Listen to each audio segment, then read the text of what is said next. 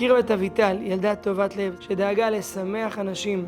לצערנו הרב, אביטל נפרדה מאיתנו בטרם עת, בגיל 4 ו5 חודשים.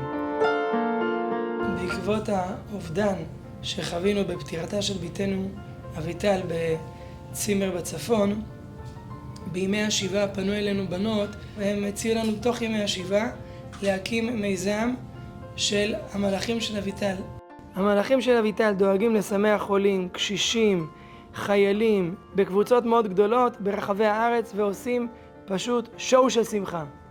בית המדרש אורות אביטל מפעיל תוכניות למידה איכותיות, מגוונות של לימוד תורה, לכלל גווני הציבור, לנוער ולמבוגרים ואפילו לילדים. בעצם עיקר הפעילות שלו היא לנוער בזמן שאין מסגרות.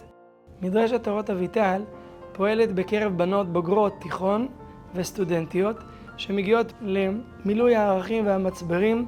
זה מביא אותם ממש לבניין בית יהודי בצורה איכותית ומיטבית. גמר חסדי אביטל פועל במספר מוקדים בארץ, מחלק סלי מזון מדי שבוע, ובחגים הוא מגדיל את ההיקפים שלו. בעצם זה המהות העיקרית של אביטל. אביטל הייתה פשוט ילדה משמחת, ילדה מלבבת, ילדה מאירת עיניים, ילדה שמחברת בין כולם. ואת המסר הזה שלה אנחנו רוצים להיות שליחים, להעביר אותו לכולם, לתת את האור ואת הטוב, ואנחנו מזמינים את כולכם להיות שותפים איתנו בכל דרך שהיא, להשתתף במיזמים או להיות שותפים איתנו כשליחים, למנות אותנו שליחים שלכם במקומות שאנחנו מגיעים עליהם.